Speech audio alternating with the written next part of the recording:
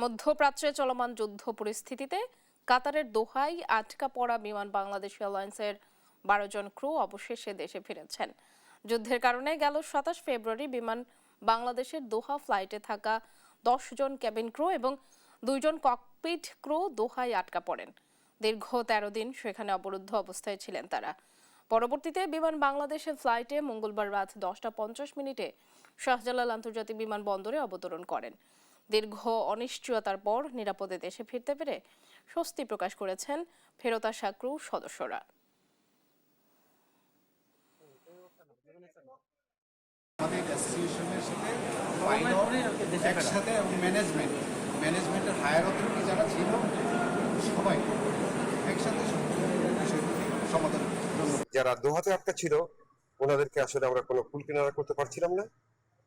প্রথমেই ম্যানেজমেন্ট এবং আমাদের সহযোগিতায় আমরা চাচ্ছিলাম ওদেরকে রিয়াদে নিয়ে যেতে, কিন্তু ভিসা জটিলতার কারণে সেটা সম্ভব হয় নাই। পরবর্তীতে মাসকাট হয়ে আজকে বিমানেরই ফ্লাইটে 722-তে তারা নিরাপদে ঢাকায় আসলো।